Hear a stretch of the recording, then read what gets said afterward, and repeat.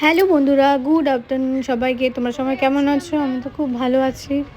তো আজকে যেহেতু শিবরাত্রি, তো আমি রাত 8:30 নাগাদ বসবো পুজোতে। তাই একটা কিছু জিনিস টুকটাক কেনার ছিল, তাই রুয়ানকে নিয়ে বেরিয়ে পড়েছিলাম। তো চলো দেখতে থাকো, পুরোটাই তোমাদের সাথে শেয়ার করছি। আর পুরো ভিডিওটা সম্পূর্ণ তোমরা দেখবে, দেখে আমাকে জানিও যে কেমন লাগলো। তোমাদের যতটুকু পেরেছি শেয়ার করেছি, কারণ ওকে নিয়ে ভিডিও করা পসিবল হয়ই না আমার, তাও আবার অন রোডে। তো যতটা পারি করি, তাও চেষ্টা করি, কারণ আমি তো খুব ভালো একটা ব্লগ করতে পারি না, মানে প্রফেশনালি, তাও করছি। চলো, তো আমি বেরিয়ে পড়েছিলাম, বাগমোড়ে যাচ্ছিলাম। তো বাগমোড়ে কয়েকটা জিনিস কিনে আবার উঠে পড়লাম। তো অলমোস্ট বাড়ি চলে এসেছিলাম। তো বাইরে এত রোদ ছিল যে আমি ওখানে আর ভিডিও করতে পারিনি, আর ওকে সামলাতে লাগে, ওর জন্য আর করা হয়নি। তারপর ও বলছিল আম্মার কাছে যাবে, আমি বললাম চল আগে খেয়ে নিবি, তারপর আম্মার কাছে যাবি। তারপর ও আবার জুতো রাখতে গেছিলো। এইদিকে আমার ছেলে, মানে ওকে এগুলো এই সব টুকটাক ডিসিপ্লিন শেখাই, আর অন্য সময়ও করে। আজকে যেহেতু দেখছিল হাতে ক্যামেরা, ওর ক্যামেরা দেখলেই ওর একটু মানে কি হয় বুঝি না, ও সেগুলো করতে চায় না অনেক সময়, মুডটা বোঝা যায় না। তারপর ওকে খাইয়ে দাইয়ে বিকেলবেলা আবার দাদাভাইয়ের সাথে চলে গেলাম হচ্ছে আমাদের এখানে আরেকটা গঙ্গার পাড়ে। অন্যগুলো গঙ্গার ঘাটগুলো অনেক ভিড় ছিল বলে, সবাই গঙ্গার স্নানে গেছিলো, ভিড় ছিল বলে, তাই একটা ছোট গঙ্গার ঘাটে এসেছিলাম। এই জায়গাটা সবসময় মোটামুটি ফাঁকাই থাকে। তো আমার জল নেওয়া হয়ে গেছিলো। তো এখন আমরা বাড়ির দিকে আবার রওনা দিচ্ছি। বাড়িতে গিয়েও আরও একটা জিনিস বাকি ছিল কেনা। তো এরপরে ভেবেই নিয়েছি যে পরে মানে শিব পুজোতে যাই পুজো করি না কেন, আগের দিন সব কিছু কিনে রাখবো। তো রাত্রেবেলা 8টার সময় বসে গেছিলাম পুজো দিতে। তো 4টে প্রহর হয়, তো 4টে প্রহর পর্যন্ত তো জেগে থাকা সম্ভব নয়, তাই 4 প্রহরের নিয়মে আমি একবারেই সব কিছু মিশিয়ে ভোলে বাবার মাথাতে আমি ঢেলে দিয়েছিলাম জল। তো মোটামুটি যতটুকু পেরেছি আমি আয়োজন করেছিলাম একা হাতে। তো উপরে মায়ের পুজো হয়ে গেছিলো, মানে যেখানে অ্যাকচুয়ালি পুজো হয় আমাদের বাড়িতে। তো আমি যেহেতু ঠাকুর পেতেছিলাম, তো ওখানে আমি এবার বড় মাকে পেতেছিলাম, আর রাধাকৃষ্ণ ঠাকুর, শিব ঠাকুর আর গণেশ ঠাকুর, এই 4টে ঠাকুরই আমার সিংহাসনে রয়েছে। তাই সব সময় ঠিক মতন তো আর পুজো দেওয়া যায় না, ছোটো বাচ্চা নেই, তাও প্রচণ্ড একটু ডিস্টার্ব করে ঠিকই। ওই প্রদীপ টদীপ অনেক সময় নিভিয়ে দেয়, তাও কোনো ব্যাপার না। তাই মেন পুজো উপরেই হয়, আর আমার যখন মন চায় তো সেই সময়গুলোতে আমি মাকে পুজো দিই, বাবাকে পুজো দিই, সবাইকে পুজো দিই। তো পুজো স্টার্ট করে দিয়েছিলাম ওই 8টা 10-15-এর মধ্যেই, সব কিছু রেডি ফেডি করে। তো বড় মাকে পুজো দিয়েছিলাম, আমার তারা মা, তারপরে গণেশ ঠাকুর, গনু বাবা আমার, রাধাকৃষ্ণ ঠাকুর আর শিব ঠাকুরকে তো মাস্টই। তো সবাইকে মোটামুটি পুজো দিয়ে ফেলেছিলাম। এবার শিব ঠাকুরের মাথায় জল ঢালবো। এই এখন মোটামুটি তোমার ওই 9:30 বেজে গেছে প্রথম প্রহরেই। তো প্রথম প্রহরে আমি 4টে নিয়ম পালন করে নিয়েছি একবারে।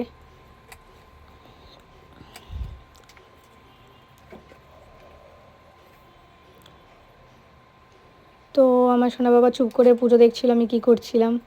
তার কিছুক্ষণ পরেই বারবার টিভির ঘরে যাচ্ছিলাম, যখন টিভি দেখবে। তো ওই পুজো দিতে দিতে আমার এরকম হচ্ছিলো, কারণ আমি বাড়িতে কেউ ছিল না, আমি একাই দিচ্ছিলাম।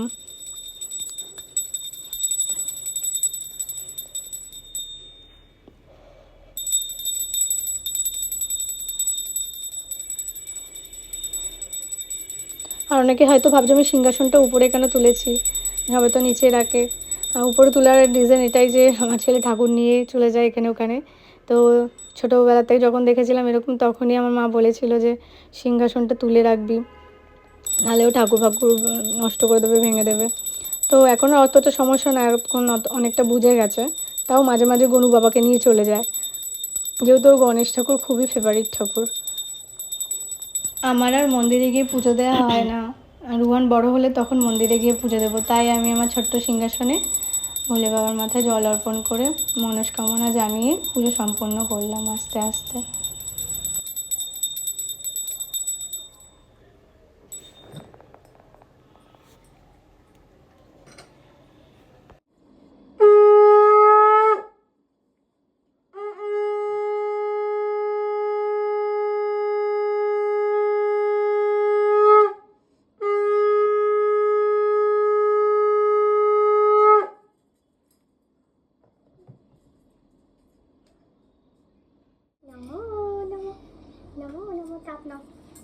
ঠাকুরের তাপ নাও।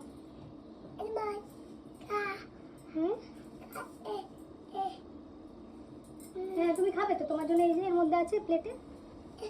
আসো তোমার জন্য প্লেটে আছে, না প্লেটে নাও, এই যে তোমার প্লেট। যাও।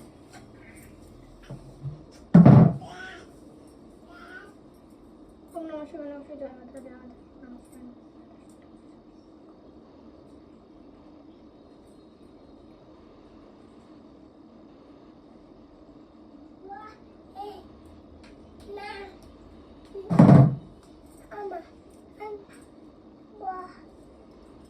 তো আমার ছেলে আবার চলে এসেছিল নমস্কার করতে, আর এই যে গনু বাবাকে দেখতে পেয়েছে।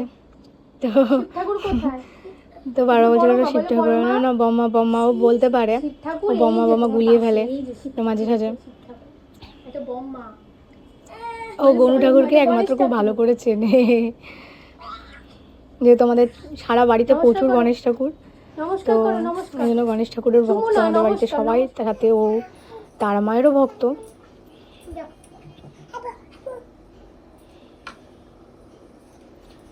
তো মোটামুটি পুজো আমার কমপ্লিট হয়ে গেছিলো, আর সবাইকে আশীর্বাদও দিয়ে দিয়েছিলাম ঠাকুরের, আবার স্ন্যাপিকেও দিলাম একটু। আর আমি যখনই সন্ধ্যা দিই, পুজো দিই, ছেলে, আমি, আমার পাশে আরও যারা থাকে তারা, আমার স্ন্যাপি, সবাইকেই আমি এই তাপ মানে আশীর্বাদ দিই ঠাকুরের। ঠাকুর সবাইকে মঙ্গল করুক, সবার ভালো করুক, সবাইকে যেন ভালো থাকে। আমার পুজো শেষ হয়ে গেল, তো চলো। তো পুজো কমপ্লিট হলো।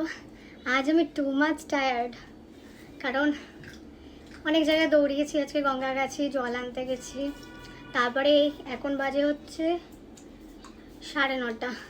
তো আমার পুজো কমপ্লিট হলো। আমি 4টে প্রহর একবারে করতে পারিনি, তাই 4টে প্রহরে প্রত্যেকটা নিয়ম আমি একসাথে এখনই করে দিয়েছি। তো বাচ্চা নিয়ে সেটা সম্ভব না, তো পুরো হ্যাট্রিক গেল আজকে দিনটা। কিন্তু খুব সুন্দরভাবে পুজো আমি করলাম, নিজের মন যতটা চেয়েছে মন ভক্তি করে। তো সাথে বড় মার পুজোও করলাম, রাধাকৃষ্ণ ঠাকুরেরও পুজো করলাম, আর শিব বাবারও পুজো করলাম, যেহেতু আজকে শিবরাত্রি। তো ব্যাস, সাথে গনু বাবার পুজো তোমাদের করলাম। সাথে শেয়ার করি, আগে কেউ কোনোদিনও আমাকে বলেনি কথাটা, শুধু বলতো শিবরাত্রি মানে ভালো বর পাবে। আর আমি প্রত্যেক বছর মায়ের সাথে জল ঢেলে খেয়ে নিতাম, বিয়ের পর থেকেই করছি যতটা পারছি। তো কোনো বছর এরমভাবে তোমাদের সাথে শেয়ার করা হয়নি, প্রথমবার তোমাদের সাথে শেয়ার করলাম। তোমরা আশা করি সবাই আজকের দিনটা খুব সুন্দরভাবে মন ভক্তি করে পুজো দিয়েছো, আমিও যতটা পেরেছি দিয়েছি। আর যেটা বলছিলাম তোমাদের সাথে আজকে শেয়ার করছি, আমাকে আজ পর্যন্ত কেউ কোনোদিনও বলেনি যে আজকের দিনে শিব পার্বতীর বিয়ে হয়েছিল, এটা প্রথম। প্রচণ্ড ধোয়া, আর আমার ছেলে আমাকে অ্যাকচুয়ালি ডাকছিল। যাই হোক, আজ এইটুখানি কি তোমাদের সাথে শেয়ার করলাম, কারণ একা যেহেতু ভিডিও করি, সাথে কেউ থাকে না, তো যতটা পেরেছি ক্লিপ তোমাদের সাথে শেয়ার করলাম। তো আজ এইটুখানি কি, প্রচণ্ড ঘেমে গেছি, ফ্যান চালাইনি কারণ প্রদীপগুলো নিভে যেতে পারে ওই কারণে। তো এখন টাটা।